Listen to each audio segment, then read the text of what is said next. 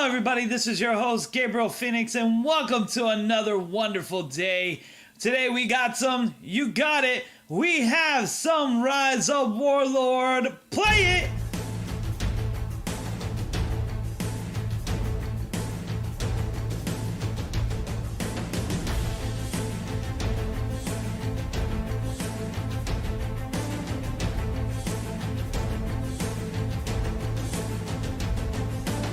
Free to enter the wonderful world now. Alright, beautiful people, we are ready to get into some tips today. We're going to be going into some gold and silver, as well as some training. Some advanced training tips when you reach a certain level and what to do when you get there. That's right, so let's get into it. What is gold? What is silver? How to use them? Where to get them? What to attain? Well, let's start off with the most easiest one. What is gold? Gold is actually the currency you're going to need a lot to build your base. It's one of the main things that you're going to use for recruiting your heroes as far as the banners go. Now, early game, you're not going to use your gold a lot unless you're willing to throw some money into the game. If you're willing to throw some money into the game for you pay-to-win players, then you're going to start doing this as far as going to these banners and pulling. But before you do that, and I recommend this in the beginning of the game for you pay-to-win players and free-to-play players, do not pull on the banners. Do your free pull. You can use the 99 if you want, but don't do it anymore because it's very important you use your gold for your structure. There is only a handful of ways to get gold. One, mainly, is actually to complete your quest. Every time you complete a chapter, you will be offered gold. You must complete all of this, all your things on each and every chapter, all your quests and your missions to able to complete to get your gold. Now, it does build up over time and you will be able to get that. That's the first place you'll be able to get gold. Second place you'll be able to get gold is your events. Your login bonuses will give you gold. Your recharge, if you're for you pay to win players, will give you gold. For your alliances that have certain events such as taking down certain buildings, capturing a certain place, or even fighting a certain faction for a certain war, you can get your gold on that. I don't know if that would be really cool. They integrate some of those things. I don't know if they already have them, but mainly when you capture certain points in your alliance rank, it's actually going to be really good, and that's where your rank comes in, your individual rank in the game. Your individual rank in the game will also give you gold. It can go up to 1,000 as well. It is really good to get. There is one other place as well. Boom! Completing your seasonal reward. Each seasonal will actually have a duty for you to do and a little quest mission to progress in the game to actually give you some gold and silver. That's where the one location you can get gold and silver. Everywhere else that you can get gold, such as your war orders, which is your kind of like your seasonal pass, you can get it as well as long as you complete your daily quests here and your weekly quests. That will also give you gold as well. Those are pretty much the main reasons how you can get gold, besides by converting your gems into gold itself. You can get your gems here, you can buy them. You can also get gold doing your monthly pass as well as your super monthly pass. Getting both pass will give you a whopping 210 gold a day. That means in 10 days you'll get about 2,100, and then in the full month you'll get about 6,300 gold per month, which is really good. It is very worthwhile to get that pack. Those two packs alone will be able to be enough where you're not buying packs from, of course, your gem packs. Now, not to say the packs, for your pay to win players, the first purchase of these packs do give you a massive amount of gold, such as the $99 gem pack gives you 6,480, and therefore it decreases over time, which is still good for your first purchase, that you're getting additional gold. You know why? Because if you combine this purchase and you combine it with your event, let's say you do the $100, you get the 6,000. Well, if you're getting that much and you're doing your 6,000 on your influence points and doing your recharges, you should be able to get to this point right here where you're getting an additional about another 3,000 points. So when you purchase that, you'll get about 3,800 gold. That is really good. It is such an amazing way to get gold. You'll be already starting off way ahead of everybody else.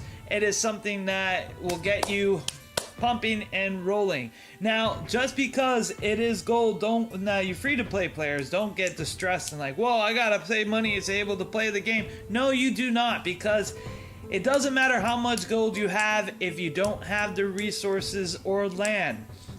The gold is not going to speed up your hero's EXP. It's not going to do the work.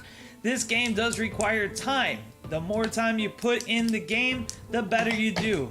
After all, you can see some whales out there. They have some legendary heroes, but the people who actually put in the time with the epics, level them up, get them to where they need to be, they actually are doing a lot better than somebody who just straight up buys legendaries and walks out. This game requires both time and focus on here, so don't get discouraged when it comes to a pay-to-win strategy on them. They have their own strategies. You guys have your own strategies. You both, in the long term, will make it yourself the same way, and that's what I really love about this game. It's very balanced between free-to-play and pay-to-win. It's not like those other games like you got 40k Lost Crusade, where pay-to-win players dominate that whole entire thing and you're playing like 4 days before you have to start a new account because they just wipe you out.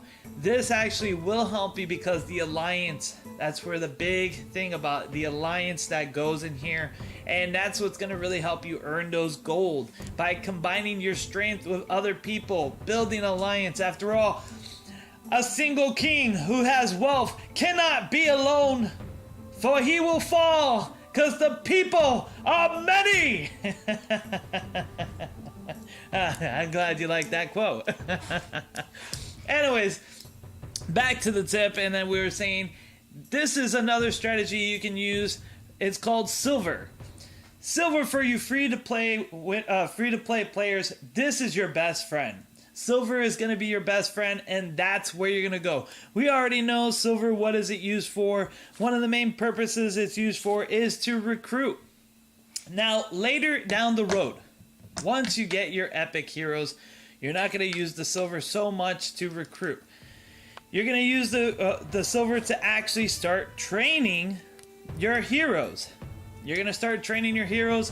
You're going to go here, use the stamina as well as gold, and you're going to go boom, and you're going to click this start train button. It has insignificant silver because I've been using it like crazy, and it's going to start training. Now, just to let you know, this guy here was level 5 earlier today. He's now level 22.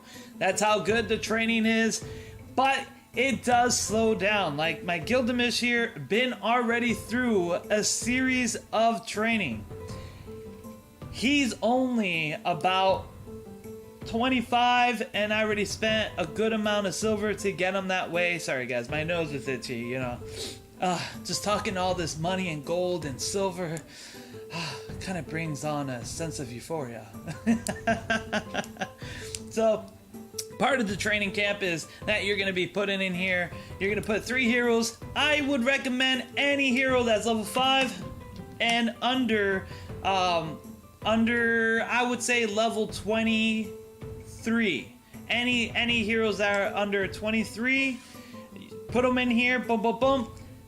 Within 2 hours, you'll get a level 25. In the beginning, that's amazing because it's really gonna help you out and save you time on those raid battles that we use a lot of stamina for. When you do those raids, it is great for your main team, but you notice your other teams won't catch up in levels because you just don't have enough time or just don't have enough stamina to go ahead and boost because you can't produce enough soldiers to throw at those lands to able to keep raiding because you keep losing soldiers. Now, this is a good way to train your non-main units, or if you wanted to catch something like a really quick hero to get into your main unit, throw them in there, keep train. But again, this is only good for up to level 25. Otherwise, you will need to upgrade your training camp, which can be expensive. Another thing you're going to use silver for is construction. You're going to construct about 2 slots only. For every slot that you use, as you can see, I have 4 slots here. If I wanted to do farm, I go here. That's 6,000. I don't think I do have 6,000. There you go. I'm able to train 5, and it keeps increasing. If I wanted to go here in housing, I go here. Oh, sorry. It's only up to 5. You can only do 5. So if you go and you keep training 6,000 the most you let, but that's really good. You know, to be honest with you, this mechanic here is very impressive. Most games do not allow you to get more than 2 at a time building unless you pay money.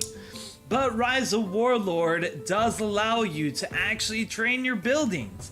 That right there, I applaud them highly.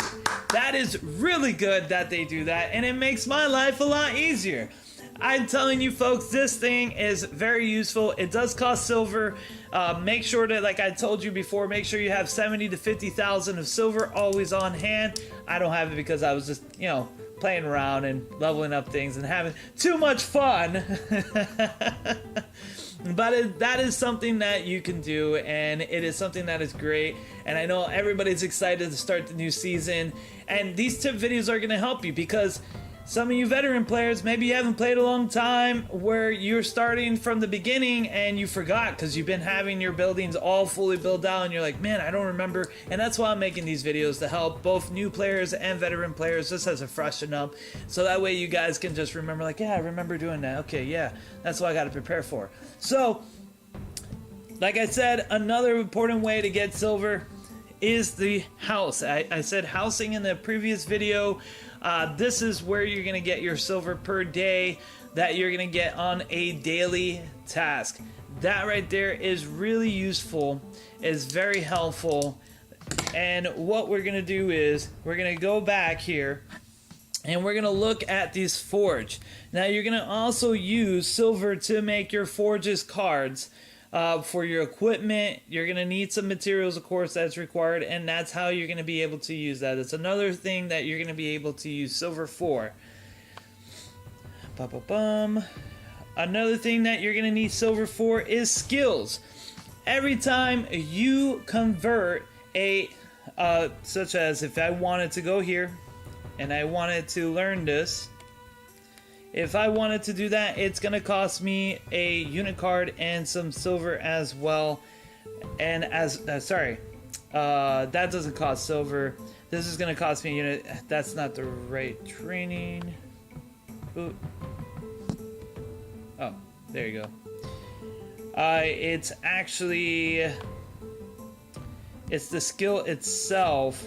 When you click on the skill on the hero, that is going to cost you silver. So yeah, so when you're doing, no, that's not the cost of silver. I'm sorry. One of the things I think is when you convert heroes into skill points. I think that also costs silver as well when you do a mass production of that. That is what I was doing before. When you go in here and you're converting skill points, there you go, skill points. Now I remember. In my head, I was trying to remember, and that's how it goes. So when you're converting those excess soldiers, those 2-star ranked soldiers, it's gonna use as well as silver. I would never use gold on here. You can use gold as well. That's one of the purpose, but I would never do it. Silver is pretty given to you in abundance in this game, and it's definitely important not to use it willy-nilly. meaningless thing when you're using gold for things that silver can pay for. That's one of the best advice I can give you, is that use your silver for the skill points. Don't worry about it. You will be able to get those heroes, and you will get able to get those skill points. That's why I was going over the skills. I was trying to remember. I was like, huh. And there's other things you can use silver for when you get into the further levels. Now, how to attain silver. Again, you're going to do these missions here. These quests will give you abundance of silver, as well as the branch line. That's going to give you silver, and it's actually a really way of getting silver and piling up into those. Another way of getting to your silver is, of course, through your login bonuses and your seasonal pass. Your dailies will give you silver here. Once you level up, you'll get a really good amount of 20,000 silver for every 2 levels that you gain here. That would be really good. And your events will not give you silver. Matter of fact, they will give you abundance of gold, but your events won't give you silver. Only your login bonuses will give you silver. That's one of the main keys that you can do. Now, when it comes to training certain type of things, now this is something that I like to show.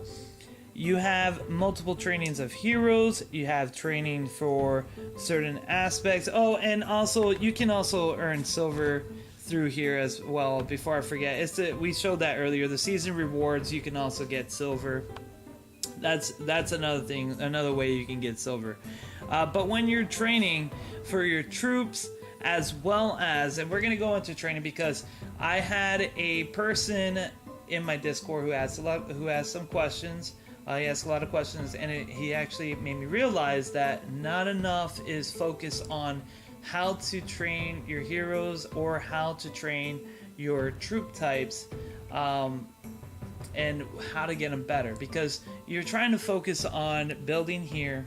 You're trying to focus on getting these heroes in your main team. Plus, you're trying to get your troops here, as you can see, troops here.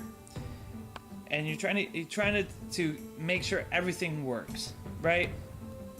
As well as trying to, get up your troops. So one of the things is, when you're training, once you get to a certain level in here, I like to say about level 20. Now I passed level of main city 7, so I would get my my Ironworks quarry to up to level 30. And build on that. But what you're gonna notice is you're gonna have an abundance of certain things. Like, I have an abundance of iron. I don't use iron a lot. The stones I use, and I have an abundance of stone. But let's say if my quarry is full and I don't have enough gold, right? What I can do is this: if I need to train my soldiers to get more units, to able to produce that, and let's say I am short of wood. Let's say if I want more wood. This is why it's important to actually max out your level of your trading post to 60%. Then get a master for your trade to get another 5%.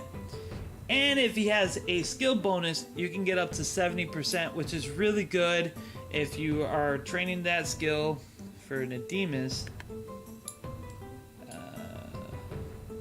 Here. Yeah, so he has 150, and what we want to do here is give him his skill thing here. It's called Master of Trade, and it's max level. It gives you 1.4, and then you can keep putting something like increased policy, and that will help his trade ratio be better. So you can get close to up to 70. You can get 70% with epic heroes, or even using like civic skills that have a higher rank. They do give a better percentage. So what you're gonna do is, how to balance out your soldiers is, you're gonna go, let me go back here. You're gonna go here to the trade, and you're gonna take whatever its abundance. Let's say I have iron, I need more food, I need to get more soldiers, and you're gonna trade that amount, a ratio. I'm not worried about this. Usually you don't want to do the iron because you use it. I'm just doing it, folks. I'm just using this as an example. Well, let me use a real example then. when you're making soldiers and your quarry is full, this is a real thing you would do. You'll use your stone, convert it into food. That's what you would do. You'll use your stone, convert it into food to get enough to get the proper amount of units you need. So you're gonna do that. Boom. It's a trade. Now I have 147,000 food to actually use to train my troops. So I'm gonna go over here. I'm gonna go. It's gonna max out. Boom. Same thing. If I wanted to train my buildings and I have plenty of soldiers, what I'm gonna do is I'm gonna go over to my trade. I'm gonna take my food and I'm gonna put it back into my stone. Now, don't go back and forth, like this, because I'm only getting a 65 ratio. So every time I'm trading this, I'm losing 3-to-1 ratio, well, close to a 3.5 ratio of resources to get my stone. But when you have abundance and 24 hours or even 8 hours, like, hey, I got my whole barracks full up, I'm not gonna need any more soldiers for a good while for the rest of this day, then I'm gonna throw all my food into my stone, because I know in 24 hours my food is gonna recover to way more than what is needed, and I will be able to just keep doing this every day. That's one of the ways how you can actually get more materials besides, of course, farming. When you train, which we already talked about, farming. If I wanted to farm, I take a person, I go 3 times, I click on that, they go out and farm. But it does take time. Everything takes time. Well, this is more instant. Trading back and forth of resources is very important. It's one of the key aspects to do when you're getting your resources together and you're trying to see, because you may get unlucky. You may get unlucky and you may get stuck in a land that has no iron. I mean, there's going to be some iron, but it's not going to be enough. And then you're trying to scrap, like, how do I get these woods? How do I get the farm? How do I get stone? I barely have stone. I produce more stone in my area than I do in food. And I have these little farmlands around me, but they're not enough. I only can get enough land. I only have 80 land. If I get one more and I capture that one more land, guess what? I'm not going to be able to produce any more food. How do I do that? Well, that's what the trading comes for. Trade comes so you can trade your ratio of your leftover whatever, instead of having, why make a material spill over? Like, my stone can carry up to 560k, but once it reaches 560k, whatever that stone produces just disappears in the void. It's important to actually take the excess resources and dump it into somewhere else. Like, if my stones max out, I could easily dump 20k into my food, and that right there will produce more soldiers for me to use to conquer land if I need to. Now let's go into another way of leveling, because training camp is not the only way to level up your heroes. If you have politicians, you place them in here, they will level up as well. They will level up significantly well. Now, you do get bonus points every 10 levels that you get. So it's 10, 20, 30, 40, 50. 10, 20, 30, 40, 50, you'll get 10 bonus points to increase their politics, which will help you with whatever you need as far as a boost, of bonuses, and you can get them up to, like, for a B class, you can get them up to about 150, I think is the most I've gotten up to one of them. But yeah, and that's with going 10, 20, 30, 40, 50, and then you can also get 10 points for each time you get a star. So every time you get a red star to advance a hero, you're going to get 10, 20, 30 for a B class. For your A class, you're going to get 40 points. You're going to get 10, 20, 30, 40. And for your legendaries, that's why they're legendaries. They're very good. It's very hard to advance a legendary. Very hard to advance them, very hard to get them going over, because you need multiple copies of the same legendaries to able to get them. Those red stars, same as every other hero. That's why I tell you, if you watch my video back in the beginning tips, that you're going to be mostly using B class heroes and A class heroes, because they are very easy to train and they will get you the best result early game, so you can build up to those legendaries, because legendaries do help a lot. I got lucky and I pulled this guy, and that was a free pull. I didn't spend any gold. Boom, the game's like, hey, here's a legendary, there you go. And I was like, oh god, oh god, I can't believe it. That wasn't my expression or excitement, but for sake of viewerships, I cannot repeat those words I said. So like I said, he gets 10 bonus points. He just reached the level 20. So what I'm gonna do is, he's used more for battle. So here's another training tip for you folks: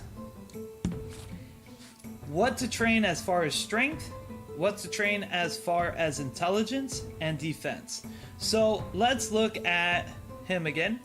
We're gonna look here and we're gonna see, okay, prepares for 1 turn, deals magic damage, keyword magic damage, to a random enemy, 56%, 62% of damage, and it's affected by intelligence. So what I want to do is, I want to make sure this guy, his intelligence is all the way max, because with him, he's gonna lead me to a certain point. Now, once you get, if I ever do advance him, he is a legendary, it's gonna take me time. He's gonna give me 50 points here. So if I get that, of course, I'm gonna make my intelligence to 200, and then I'm gonna focus every single one of his additional bonus stats to his defense, because I want him to survive and I want him to keep throwing magic. I want him to go boom, boom, you know, throw those fingers and throw like bombs in the air. Who cares? Whatever he uses.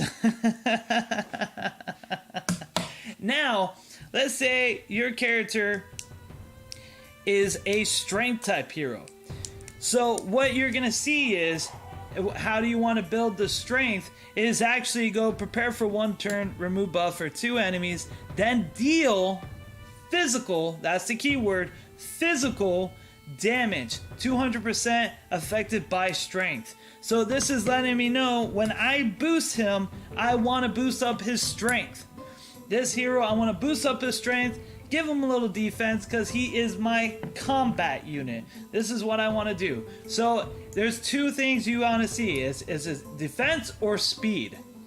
Usually if they have very high speed, their abilities are kind of a little bit, kind of matches what they do. The more speed they had, the better they are, or they do commands. You'll see a lot of heroes that have command abilities. Let's see if I can find one here. Well, he has a command ability, but his is a little different. His is affected in intelligence. But there is a lot of command abilities that are affected by speed. You know, they'll just say, hey, this is goes that first turn, boom. As soon as they enter the battle, that guy starts shouting out. I think it's like mostly healers, if I remember correctly. Greg, comment if on the comment section if you know what type of heroes that uses the speeds. I haven't attained one. Most of my heroes are politicians. Go figure. Yeah, Gabriel, you make tip videos. Here's a lot of politicians, because you're good at talking, right? That's what I gotta say. And then I get a lot of strength and magic dealers as well. And then, of course, my boy, Gilgamesh here. Oh, this guy is so amazing. You're gonna get these type of heroes in this game as well, where their whole entire thing is intelligent, but the way they do it is through counters. So this guy is known as a counter. He is a defensor. We want to, of course, boost his stats. Now, I kind of made a little mistake, because I was trying to mess around to see what it was, but it's not bad, because in the end, he does have a perfect balance. I'm not going to be focusing on his strength anymore or his intelligence. Actually, I'm going to boost his defense, because when I was really reading his attack, I looked at this and I was like, okay, boost his strength, because the better his strength, the better his counter attack is, because he strikes back once strike backs on attackers once when receiving damage from a normal attack. That right there is so good. I was like, oh yeah, boosts his strength. But what I didn't know at the time, and now I get to teach you, is that when you build his defense, the more he's gonna strike back. Because every time he gets hit, he will be able to nullify the damage, reduce that damage. So let's say they're gonna do 100 damage, and if Gildamus' defense is high enough, guess what? They're only gonna do 20 damage, and guess who's gonna get hit hard? They are, because he's gonna come back with almost about 70% attack. Well, it'll be 170 because it'll be his, but I'd say 70% because if you minus the defense, whatever, that's mathematics. Just know that's good. Just know he's gonna strike back hard. He's gonna receive less damage, and that'd be really good if he has his own healing ability. But I did something even more special. I threw on a static effect. Yes, I threw on a static effect because he does have high intelligence. I said, you know what? If I'm gonna get hit and I'm gonna go attack the enemy, I'm gonna apply burn and poison on them. So not only I'm gonna be a tank, but I'm gonna apply poison and burn on them as well. And I'm gonna put a third ability on him once I awaken him. I just need to get the first skill to level 10. I will then be able to unlock a third. I'm going to put a self-healing ability. So not only is going to heal, do cause damage and everything like that, he's actually going to be able to counterattack. So he's just going to be this monstrous tank. And what's great, he has S-class and spear. And spears, they're really good at doing piercing damage. They're just good at doing damage, period. They actually can penetrate the shields. Well, actually, sorry. They can penetrate cavalry, and then they also don't do so bad against shields as well. But yeah, it's really good. Those are some of the tips I can recommend for you as far as it goes. Now, charisma, it goes with politicians. That's when you're getting your horses. That's for a later time, and we will be creating a video of that. That's going to be for a while because I know season 2 is coming out soon, and the map is going to change, and we're going to have some restarts, and they haven't announced all the systems yet. That is going to be new, and we are going to be covering that content, and we're going to be making sure that everyone knows what the new content is. But everything we're going over is going to stay in the game. These are the fundamental basics of this game. Now, as far as training your skills is very easy. Like I said, you're just going to go to your recruit, boom, get that, do the automatic trade-in. When you go into here, you're just going to trade in those 2-star heroes, which is called Fine, and you will get that. But it will consume silver, and you can also use gold for that if you really necessarily need to. You really don't. But yeah, that's what I would recommend for you folks. And anything else I'm forgetting? We went over a couple of good training tips. You already know about the rating.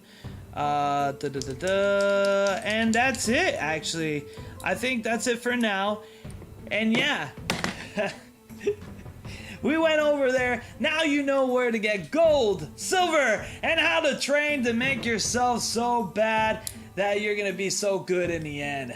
That's right, become a hero from 0, and make sure your hero comes from 0 level to max level. Get what I did there? Hero to from 0 to hero, you know, max level to stuff like that.